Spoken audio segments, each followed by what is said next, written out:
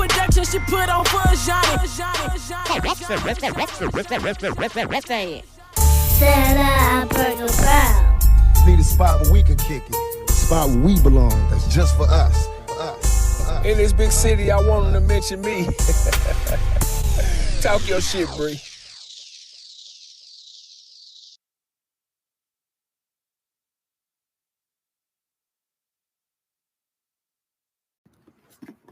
Welcome back to the Bree Productions podcast. This is season 3, and we are excited to be back. We have a special guest, LaMarcus Jackson. He is a vision caster, like anything you need regarding your business when it comes to branding, marketing.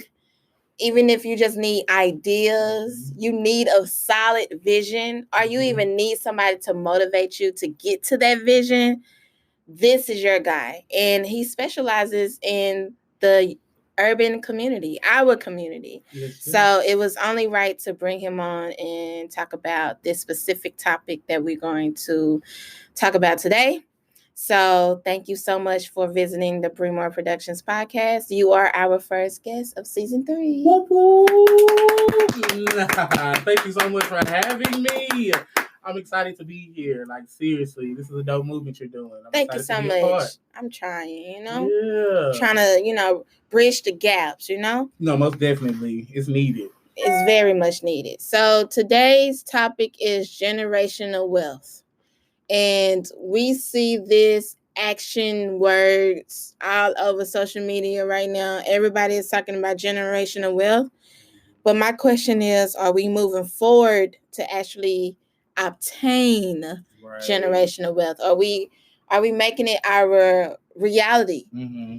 And right now, we had like a real in-depth conversation. We were just talking yesterday. You came yesterday. We were just talking. And right now, I really want to not only talk about generational wealth, but how we came to this conclusion. Like, how did we get to this spot? And also provide solutions, because that's what I'm big on. I don't want to just sit here and complain and talk about what we need and what we need to do, but not giving any solutions. No, for sure. So as I asked you yesterday, and I want the people to actually hear you answer this question, but what was your awakening moment where you felt like, okay, this cannot be life. I want more out of life?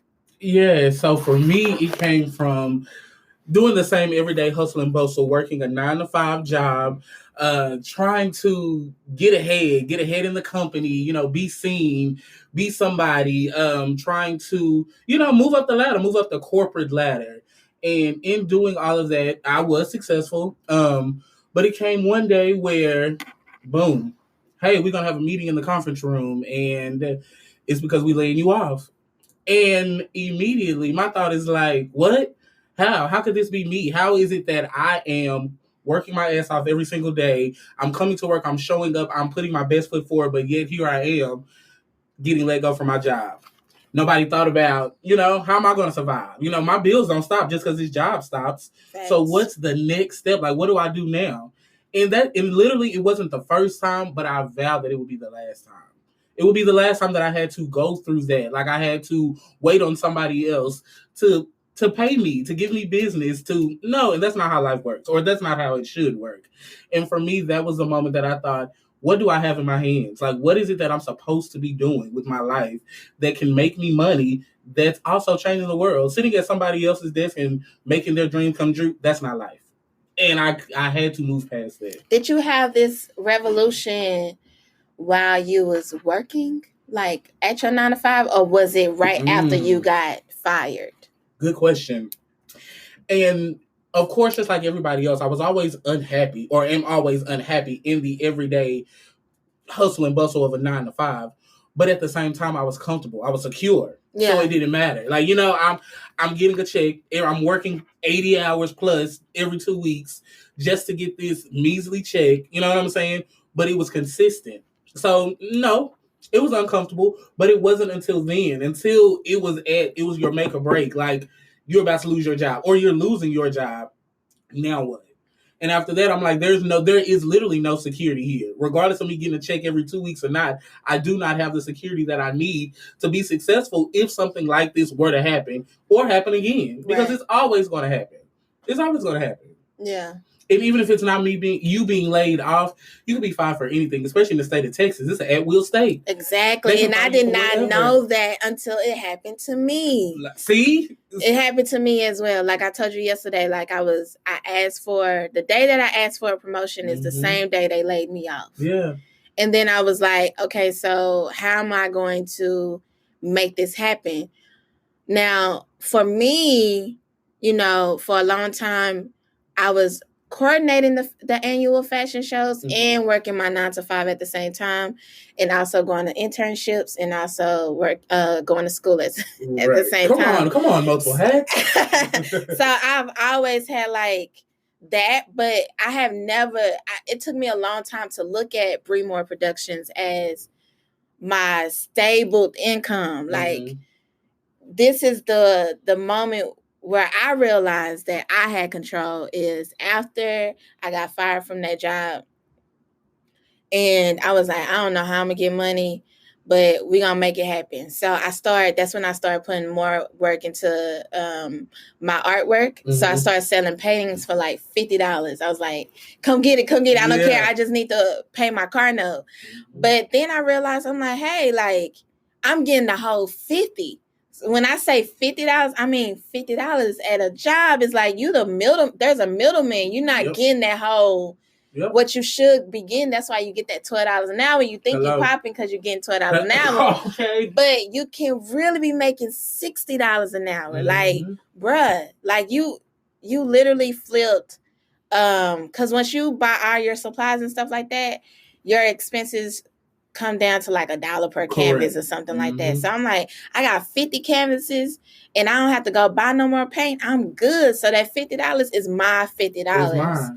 And I didn't realize that until after I got laid off. And I just wish that more people will explain that to kids, like let them know that it's possible. No, most definitely. And I think that is what generational wealth is about. I think that we look at wealth and riches, we look at them as one word and not being two separate entities. There's a major difference between being rich and being wealthy. I literally, on my way over here, they are doing an interview, and I do not remember his name, but he's an ex basketball player for the Mavericks, and he's homeless now, like on drugs, and they had an incident where like the police were called and all of that, and I'm looking at the TV and I'm just like, this is a black man, you know what I'm saying? Like, this is another man who has been on the side of riches, and I don't know his story. I don't know what happened, but it goes to show that you can be rich one day and have nothing the next day.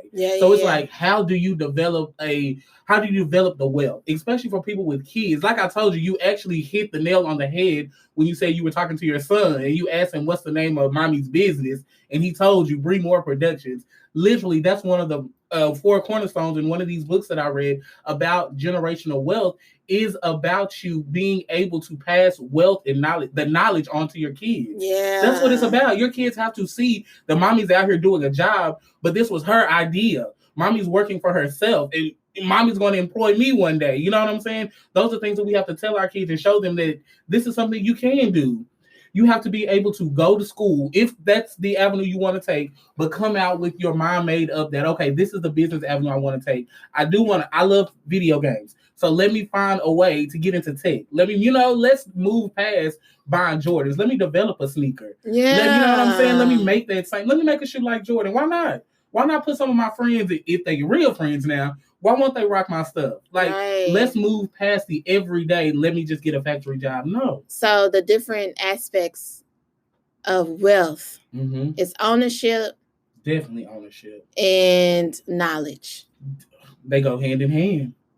And people just look at the money aspect of wealth. That's Correct. What you're saying. Like, you can't just think about the money aspect of it. You got to think about the knowledge that you're passing on, and also the ownership. Yes. Because that is facts. Like, I think about that all the time.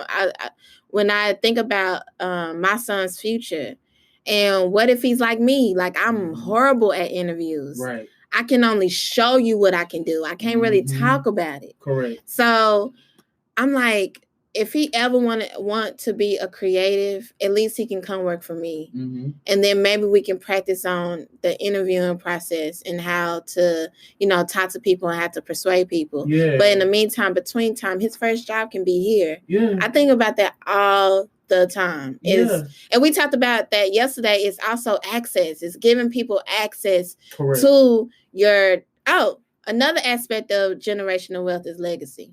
Legacy. And that's exactly where it stems from. Like we talked about, it's cool. We did yesterday was Martin Luther King Day. And, we talked about how prolific he is. And you see these statues of him up. Now, this will be something that's way past his time. People will be able to ask their parents, like, who is that? What is it that he did? And there's legacy tied to that. Same with you. Whenever you have a child or people, as we bring children into the world, there has to be something of value that we're able to teach our kids. Like you said, you're bad at the interview process. Well, then let's make the next generation. I can fund for you to go to school for that. I can put you in an educational class. Why? Because mommy got the money. Right. You know what I'm saying? Right. Unlike a lot of us where if you go to school, I don't know how you're going to get it. You know what I'm saying? You better hope financial aid pay for it. That's our reality. And we don't see the other side of that. Nobody's giving us a blueprint in how to do it. We're trying to be these first generational wealth providers. You know what I'm saying? Because a lot of us in our community, especially the Black community, and it's unfortunate, don't have a good grasp on the financial side of businesses. And that's generational. That has nothing to even do with just us right now and the lack of it. It's a lot of corporate businesses and government funded things that want to keep us away from inheriting what's really ours. Right. Like we talked about yesterday, the Land Act of 1785. Like, we were supposed to own land so long ago. Like, you know what I'm saying? And we never got the 40 acres. We never got it. And guess what? If they give it away today, I still want mine. Yeah, I still absolutely. want what's attached to me. There are people still living off of all of these things, off of all of these bills that were passed, family generations back, land that y'all stole. Y'all are still making money off of that. And that's literally, we're entitled to that. Right. And we have the opportunity and the ability. We are the smartest creatures walking this earth. I hands down believe that there's not one thing that we can't do. And we see it every day. We are some of the most creative people, most intelligent people physically. Nobody can touch us in any of those arenas, but we have to know how to tap into them and to make them last, how to make all of this stuff work for us. And that's generational wealth. It's definitely tied into all of it. And it's levels to generational wealth. It's different aspects to it. And I listened to a lot of Jada Pinkett Smith and Will Smith. Mm-hmm. And I remember one time on the Red Table Talk, she said that, of course they had they got all this money and stuff like that. But I think her proudest moment was when she can give her kids access to their industry that they wanted to pursue. Mm-hmm. And because of the fact that her and Will are creatives, her kids follow suit and they also wanted to be creatives. Mm-hmm. So they was able to give them that access because of the work and the investments that they put into the industry. Yep. And I think people need to realize that too, because if you don't have no ownership in that industry, your child is going to be waiting in line just like everybody else. But if you have some type of ownership in that industry, you'll be able to skip that line and put your child in that space, even if it's starting off as an intern.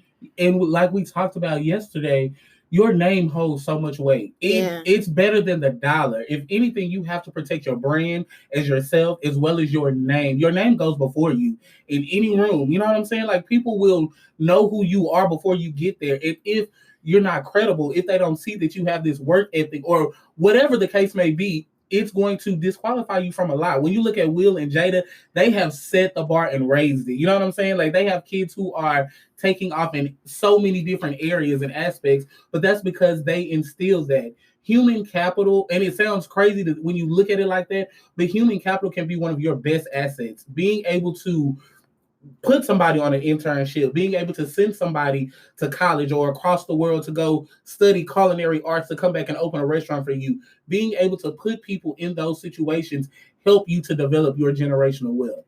It helps you establish so much. And we have to be able to realize that we do need people. I think a lot of us, especially in our Oh community, Lord, you cannot do it by yourself, you bro. cannot do it by yourself, and I don't know why we think that. Why we think that? Well, this is my idea, and if I'm not the person doing it, that it's not going to get done, or I'm not going to get the credit for it. No, it's going to take a team of people to make you who you are, and in the process of making you and developing your wealth, you're giving opportunity to other people. When you put other people on with what you got going on, you're not only expanding your brand and your business, but you're doing the same for them, and you're giving an insight. And that's legacy. That's legacy. Because when you dead and gone, they're going to tell your story. They're going to tell the people what you did for them and how you created opportunities. Yes. And then your legacy lives on. Yeah. And I don't think people realize that either. I mean, you cannot be selfish when it comes to this shit. You can't. I mean, look at. Let's talk about Tyler Perry. Look at Tyler Perry right now and what he has going on.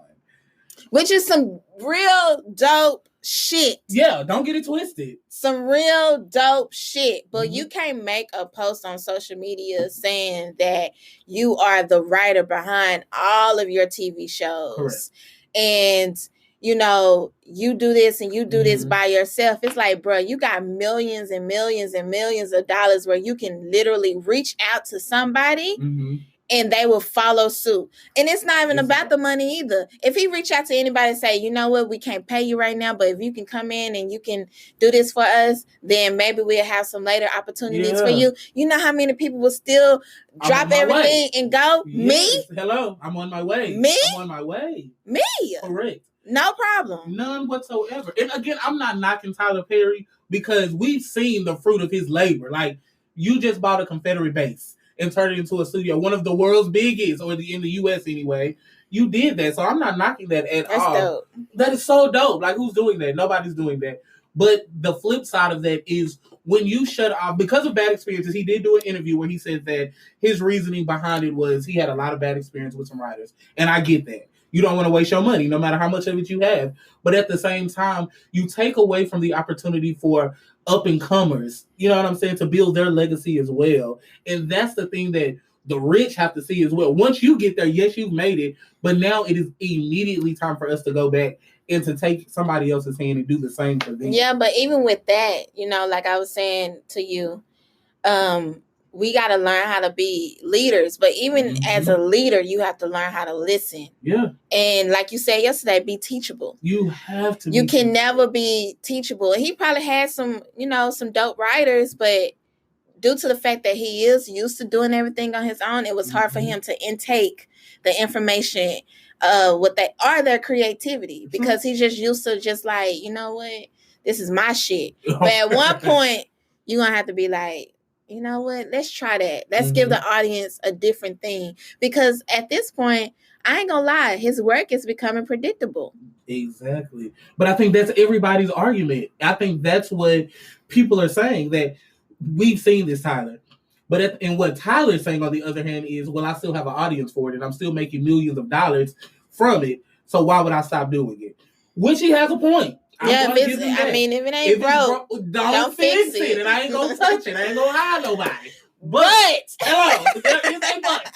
There is always a but. But at the same time, you are in a place where you can develop, so you can develop a program. You can develop, especially when your platform have expanded to a fucking studio. An entire studio. It's like a universe. Literally. It's your own fucking universe. You can invite anybody out and y'all can do all different types of shit. Correct. From mysteries to horror films to sci-fi, like cartoons. All of those things.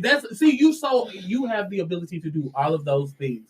But the moment you say, I'm going to work by myself and solely by myself, we're going to keep getting this woe is me, toe down black woman story. And at the end of the day, she's vindicated. Why do we have to see that again? Why do we have to see that again, Tyler? Why do black women keep the wigs? With bad wigs. We ain't going to talk about the wigs. We'll let that go. But at the same time, but look, there's a door. How many people out here making wigs and do, Exactly. But at the same time, when God elevates your business, you got to elevate with it. Exactly. God have elevated his business to the extreme. Hello? You have so many places and spaces. You got your own White House. Your own. Which is a replica of the actual White House, which is insane. So why are you playing? You're not even the Tyler Perry that you used to be no more. You're not sleeping in your car no more. So you can get that train of thought out. Now you can really do some big shit. Correct. Do it. That's it. You have to do it. But I think that's what keeps a lot of beginners, keeps them at the level of not wanting to move forward or take that leap, is because they don't see anybody that's willing to give them a chance, or they don't see anybody that's willing to open a door. And I get it. His story was he did it by himself. He started from the bottom and now he's here. I get that at the same time. But we are in a place where we really don't have that luxury, though. But not necessarily, because at the same time, you still had, I know he wasn't paying his actors what they needed to be paid in the beginning. Of course not. So you really didn't build this platform on your own. True story. Let's just be honest. No, that's true. But I think the factor of this is, even though that Tyler Perry got all this money, he got this platform, which is extremely beautiful and beneficial for our community. Mm-hmm. I think there's still some type of fear of what's next. Like, maybe he's fearful of, what might come with opening up the gates of letting other people come in, or maybe his legacy of what he wanted to create will fade, or fear. It's fear. But we got to take a break. We got to give a shout out to our sponsors, and we'll be right back.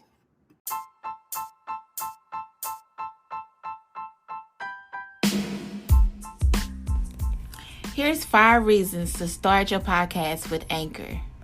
Number 1, it's free. Number 2, there's creation tools that allow you to record and edit your podcast right from your phone or your computer. Number 3, Anchor will distribute your podcast for you so it can be heard on Spotify, Apple Podcasts, and many more. Number 4, you can make money from your podcast with no pressure. Number 5 is everything you need to make a podcast in one place. Just think of a one-stop shop. Download the free Anchor app or go to anchor.fm to get started. That's ANCHOR.FM to get started. I cannot wait to listen to your podcast. Make sure you tag me. Bring more productions. Peace.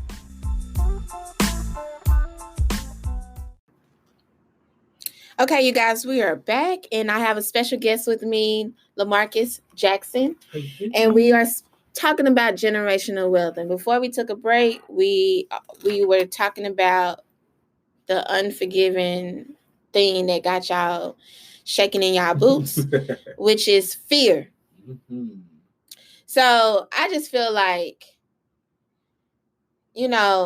even myself sometimes, I'm fearful of certain environments and certain people. Maybe they won't like me. Maybe this is not where I need to be. Maybe I'm not dressed the way I need to be dressed. And, maybe I'm just not good enough. And because of that fear, I have actually stopped myself from receiving blessings or being around people that can, help me take my brand to the next level. Mm-hmm. But even with that, I feel like a lot of people are fearful of what's next, and I don't think I can do this. Like, I don't think I can create my own job. Right. I don't think I can create my own opportunity. There's no way I can do this. I'm supposed to just stay on a job. This is what I'm supposed to do. Even though you're getting these urges and you're getting these confirmations to get your ass up and move. No, for real. No, I agree 1,000%. Even me, that's my story. It took me so long. I was listening to people telling me, LaMarcus, why aren't you monetizing this? Why aren't you making money off doing this? I would have paid you for that advice. All of those things. I got that. And for me, it still wasn't enough.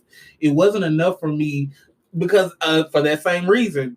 But I got bills coming up and I get it. You're going to pay me today, but who's going to pay me in 2 more days? You know what I'm saying? Yeah. Like, when I can go to this job and work 40 hours and I know I'm going to get this consistent money. Whereas over here, I got to hustle and bustle. Right. And there's a big difference. But when you have the passion and the will and the desire and the belief, because that's what it comes from. Like we talked about yesterday, faith, you have to have a level of faith to believe in yourself that making that jump is worth it. You have to. Facts.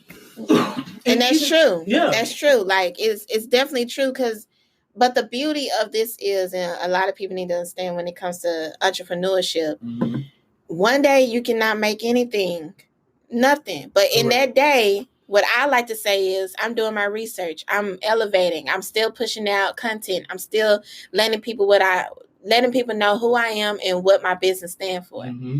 And then Tuesday, that can be like a $1,000 day. Correct. It's the same thing as working on somebody's job. Like you have your slow days and then you have your really good days. That's what it is. And like in the beginning, being an entrepreneur is very tough because the only thing that you really do have is your purpose and your faith. But if you combine those two, there's really nothing to be fearful of at all, because you're walking in your purpose and you know that God or whatever you believe in is going to make sure you straight. Correct. Because you know for a fact this is what I'm supposed to be doing. Mm-hmm. And then you look up and all your bills are paid and you like, why am I still stressing? Like, why am I still worrying? Correct.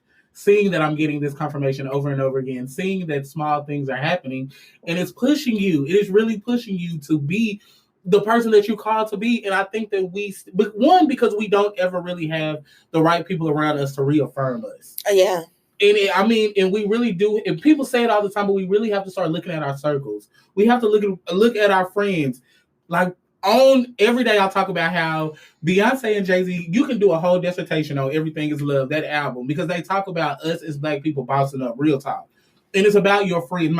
She said, my friends know my every move. They know my business moves. They know what I'm doing. And not only because they're in my business, but you should be connected to somebody that you can be doing work with. Yes. If it's something that, if I need some photos taken, I should have in my Rolodex of people a good photographer. Mm-hmm. I should know somebody who's doing marketing and design that I need help with the website. These are things that we should have in our arsenal already. And it's about the company that we keep. So how do you overcome that? How do you overcome the fear? How did we can talk about that, but how do you overcome being the only person that have that mindset? Getting in a room where you are the person that knows the least, and that's the right time to fear. That is getting yourself in rooms where you don't know anything, but being teachable. Again, going back to being teachable, going in a room and listening. For me, and I'll tell people, no lie, I'll get in a room where I don't know nothing about what's going on, but I'm listening to conversations. I'm taking little notes on my notepad, and I'm going home and I'm Googling and I'm searching and I'm learning, taking little courses. I am webinared up for 2020. I kid you not. I have so many webinars lined up because I'm going to get this education. I'm going to get all of this in every business avenue that I want to take. I have signed up for something in the year of 2020. And that's the beauty of who we are as a people now. Because if you look at our ancestors and what they had to go through, our ancestors didn't have the privilege to read or definitely to write. If you was caught reading or writing, that was it. But here we are, we got smartphones and iPads and we got all this information at our fingertips and we still not moving. We're not. But it is so detrimental, again, to our survival as a people. And I think, again, we look at it as riches versus wealth. Wealth is tied to so much more than the money. Like we talked about, it's tied to legacy. It's tied to us actually having survival. We have to get in on these oil industries and food and marketing and all that. We have to get involved in this because it is detrimental for our generation and the generation to come. We have to get involved in this stuff, and we're not going to do it if we don't move. Yes, we're standing on strong backs. You know what I'm saying? We are standing on people who didn't have. We talked about Black Wall Street yesterday. Look, a whole community thriving and operating, and it was doing so good that the outside had no choice. The people that were not of color had no choice but to come in and attack and to tear that down. Why? Because there was strength there. And we got to get back to that, though. Okay, let's talk about Black Wall Street. Let's talk about it. Because I like to provide history. Okay. So Black Wall Street, there was like 2 hospitals. There was like 3 cleaners. There was multiple businesses within industries. Correct. You probably had like 5 hairstylists. They unified and they came together. Now, I'm gonna tell a story. So I think last summer, 2019, in the summertime, I rounded up a lot of people where I'm from South Dallas. So I rounded up, makeup artists, hairstylists, stylists that was specifically from South Dallas, where, we could just come together and we can do this fashion show together. Well, one girl told me that she wasn't going to be able to do it because another girl that was in the group provide the same service that she provided. And I said, first of all, it was baffling to me because I'm like, what? That's like me getting mad at a fashion stylist or another event coordinator for putting on a fashion show. And I'm like, that doesn't even make sense. Like, why do you want to be the only person that provide that service? Correct. Why do we want to be the only person winning? Like, I don't get that. This is an opportunity for you to link up with her. Correct. And for you to get to know her on a business level, and maybe y'all can do an event together. Correct. Where y'all breaking bread together. Like, I don't get why people feel like they gotta be the only ones in a certain industry when, like I told you yesterday, I have been in rooms where I was the only Black person. And I'm literally in the room with all these white people, and I'm just like, okay, well, I know another Brittany gonna walk up in here. Like, please come up in here. And it never happened. I'm just waiting. And for people to think that certain industries are saturated because they see so many people doing it, that is a negative. That is a myth. We need all hands on deck. Totally. Because we don't own none of the industries that's even within this country. There's no industry in this country that we have complete ownership of. Not at all. And we are still so far behind the times where the Black dollar is still valued at 10 cents on the dollar. So for every dollar that a white American makes, a Black American makes 10 cents on that dollar. And that's almost in any industry that you really look at. While, yes, we have our Oprahs, and yes, we have our Tyler Perrys, but they are one in how many? We can't do that no more. We cannot be, and we can't have that. And I get it. Over these last few years, we have posted so much, and we've celebrated so many times where we have been the first of. We're the first Black person to do. It's cringeworthy. It's cringeworthy. It is. I'm the only person that I feel, that's you the second person that ever said that actually caught on to that. I'm like, why is it still the first in 2019? Like, we still hollering, we're the first in, we're the first of. While those things are great, it should not be that way. No. It shouldn't be that we're going into another century. We're still trying to break barriers and break into different arenas with different. No, we're past that. It should be that there are so many of us, you don't have a choice but to look in our direction. You don't have a choice but to spend money with our people as well, because we are doing it. We're doing it by the droves. When we talk about the makeup industry, we see the Kylie Jenners and we see Rihanna and all of that. We see what they're doing, but it's 50,000 MUAs here in Dallas alone. You know what I'm saying? Why aren't we seeing y'all on another level, on a grander scale? That means we still haven't broke market yet. So it's great. Yeah, you booking a lot of jobs in Dallas, but now how do you go national? How do you go international? Like, those are the levels that we have to be trying to scale. You know, there's levels to everything, and I think, I think people are just like, just used to just the local scale of thing. Like, oh, I'm going to do her makeup so she can go to her baby shower. I can do her makeup so she can go to the club. But you can also do somebody makeup for a movie. Yeah. Yes. Be a makeup artist on set. Somebody's set. Exactly. Yeah. Like, there's so many options. When I was in college and I was in UNT, and UNT had this sheet. And on this sheet, it was list of opportunities specifically for fashion majors. Like, you can be a costume designer, you can be a stylist, you can do this, you can do. I'm like, oh shit, I didn't know that. I thought you can only be a stylist. Correct. So I was like, yeah, I want to be a stylist. And then I was like, no, I want to be a buyer. Yeah. And then I was like, no, I want to be an event coordinator. And now I want to be a costume designer. And I have executed all those things because I seen it. I seen the opportunity. So I'm like, okay, so I can't get no stylist jobs. I'm going to go over here to costume designing. To be honest, I love costume designing more than personal styling. See? I'd rather costume design than personal style. Right. But that wasn't presented to me growing up.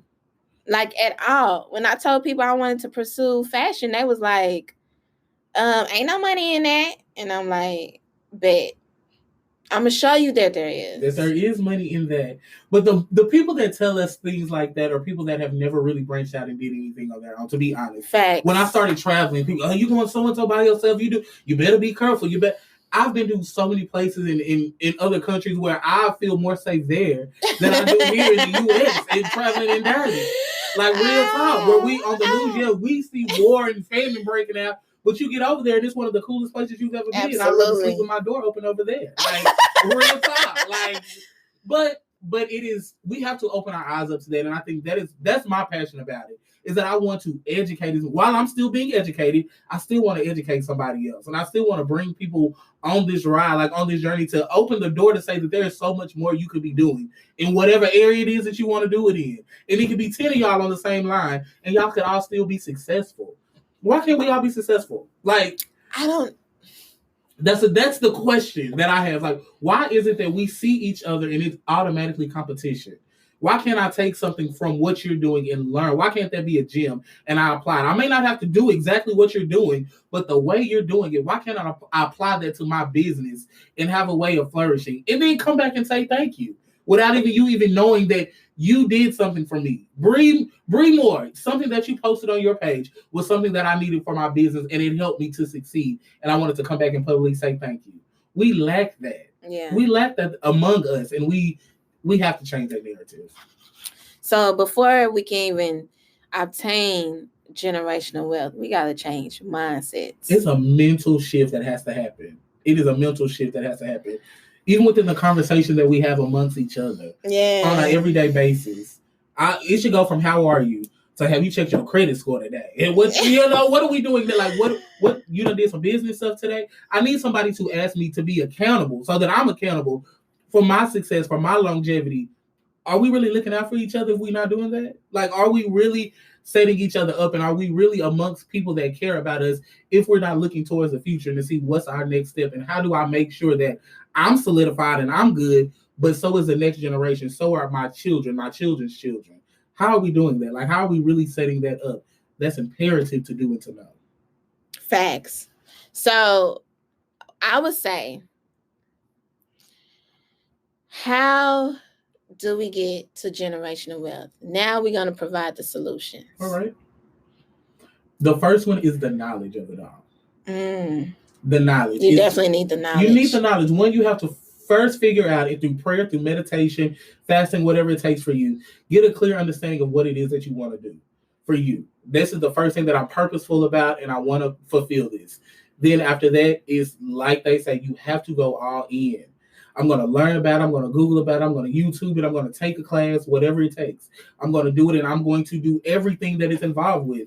I'm going to be an intern for somebody else's business. Intern, y'all. Intern, get on somebody else's team. Yes. That is one I will get. I have no problem in anything that I believe in backing. I have no problem jumping on board. I have no problem in being called the assistant on somebody else's ship. I don't mind that, because at the end of the day, I'm building a connection, and we got to know that connections matter almost the same as getting a check does. Because you don't know what that's going to turn into for you. We could be doing something, and later on down the line, somebody, I know Bree did that. I know somebody who, that's done that and did it well. Let me give them a call and pass their number on it. The power of networking. So one is definitely getting the knowledge. And again, the next one is building a team, having people around you. Collaboration. Collaborate with as many people as you can. Pair your idea with somebody else's. If it'll stand strong on its own, it'll definitely stand strong with somebody else's strong brand as well. Yeah. Partner with somebody else and then put it out there and go so far, go further than you would ever think. I never thought that I would be a part of a branding campaign for a Hispanic organization. Don't know a lick of Spanish. Don't know a lick of it. You hear me? But we over here putting together business plans and business modules for a Hispanic organization because they saw something in us. They saw potential in the things that we were doing and that I was putting out. So whatever it takes. Yeah, I'm going to get on this. I'm going to get online. I'm going to read up on some Spanish, take a little Spanish course, whatever I have to do. But I have to do what I have to do to make sure that I'm solidifying my spot in this industry, in any industry. You know what I'm saying? Because I plan to tackle so much this year. It's ridiculous. Yes, me I plan too. Credit scores. Man, but as you know, they always let me tell y'all something. So, Bree Moore Productions has always been a passion. My business has been running off of passion for a long time now, from the very beginning, because I love what I do. But when it was time for me to invest money into it and get new supplies, like specifically a new computer, I wasn't able to do it because my credit score wasn't where it was supposed to be. And nobody ever told me that my personal credit score was also like a reflection of my business credit score. So invest in, learning more about credit scores and saving money. And I think the first thing you need to do when you wake up, instead of, logging into Facebook, you need to log into your bank account. You need to know how much money you got at all times. And then after that, you log into Credit Karma app and you see what your credit score is looking like. Because entrepreneurship, yes, it can be, driven by passion and faith and all these amazing things to keep you going. But at the same time, you got to also think about the money aspect of it. So credit scores is facts. No, big facts. Ownership is facts. It's facts. And self-reflection. Self-reflection is getting up every day and looking in the mirror and becoming the person that you see. Like I like I told you yesterday, I have to become the person that I see in the mirror. So it's not about just seeing who I am right now, but looking ahead and knowing that, okay, I already know who you are, LaMarcus, and I know what you're capable of doing. Every day I have to make a decision to become that person. That's a phone call. That's a social media post. It's doing something every single day to push me in my brain, in my business, even when I don't feel like it. I don't feel like going to them people job, but I still get up and go do that because it's a requirement. So in order for me to succeed, it's a requirement that I do that. Another thing that I would like to say is you don't necessarily have to become an entrepreneur to own a business. No. You can, for example, if you're working for Bree Productions or you working for LaMarcus Jackson, you can ask for equity. And with that, you can own a business, own at least 2% to 10% of that business, which also motivates you to support that business at the same time. So keep that in mind. A lot of us don't necessarily have what it takes to be entrepreneurs because it takes a lot. It takes a lot of strength and strong will and faith. But you can definitely still own a business for sure. No, most definitely. I think that if I had one tip to give, financial assets are the key to building wealth accumulation. So having things, when we buy stuff, we need to really target our dollars, especially in the Black community. We are some of the biggest supporters of brands. Black people spend the most money on stuff. Yeah. And if we know that the stuff that we are buying has the ability to put us in good positions, that's what we should be doing. We should be buying artwork. We should be buying jewelry, actual jewelry that's going to appreciate in value. You know what I'm saying? Those are things that we should really be looking into. And again, getting the knowledge and having people around you that are going to push you and people that you can pay it forward to, that you can send to schools and all of that. These are the things that we have to set up, honestly. And it's fun to get the money part of it. It's fun to be rich because we on our way. I'm gonna be rich. Y'all got I'm already a millionaire. I'm just waiting on this check to come. I'm already a millionaire. That way. But at the same time, we have to look at the other side of that. In 20 years, I still want my name to hold weight, and that I have people that are going to still be living off of the same values that I have today. You know what I'm saying? So it's definitely imperative. There are some great books out there, though. We gotta read. Knowledge is legit power. Yeah. We have to get involved in these. We have to get in these bookstores, and we have to support authors who are trying to give us nothing but straight facts. I like the fact that you said buy artwork. A lot of people don't know that. Like, that is like super. And I think about that all the time because I'm also an artist and my artwork doesn't go out like clockwork. I got to be in the mood, in the feels. But I'm thinking, like, if somebody buy my artwork right now for $300 and the more I expand my brand and who I am, that is going to be like a good 20,000 in the near future. Exactly. So shout out to everybody that have definitely purchased one of my pieces because, baby, y'all already rich. Already rich and don't even know Don't even know it, that, boy. Y'all don't even know it. People that are creating things with your hands, you have to know there's value on what you're creating. And what people are paying you for today, it's going to be worth so much more as you expand your brand, like you just said. And we have to keep doing that. Inflation. Listen. Yeah. And I'm trying to get on the bandwagon. Baby. Do you hear me? Baby. That old money sounds real nice. Listen. It sounds real nice. And it's definitely possible. It's possible. It's possible. So tell the people how they can follow you on social media. Yes, most definitely. You can hit me up on Facebook, LaMarcus Jackson. Instagram is socially_peculiar. And on Twitter, LJ, the letters LJ, real, REAL, peculiar. So follow me on any of those. If you have any questions, send me a message, inbox me. If you want to know more about what I'm doing, definitely reach out. I am not opposed to having a conversation, and let's do some business together. And let's get wealthy, y'all. I'm with it. Let's get wealthy. Wealthy is the way. Wealthy is the way. Wait. My homeboy Chris and dang, I have the shirt. My homeboy Chris in Kansas, he got this. No, he says wealth is. Oh yeah, he said wealth is health. He got a T-shirt that say wealth is health. Send me one, Chris. Yes, Chris. We gotta get that. Yeah, but that's so dope. That is so true, y'all. It's so true. It's so true. Thank you guys so much for listening to the Bree Productions podcast. And LaMarcus, thank you so much for coming out. Yeah, thank you. I don't know if you guys know, but we just started a YouTube channel, the Bree Productions YouTube channel. So you guys will also hear him on the Bree Productions YouTube channel as well. So make sure you go subscribe to that as well. Thank you guys so much for listening. Until next time, peace. Peace.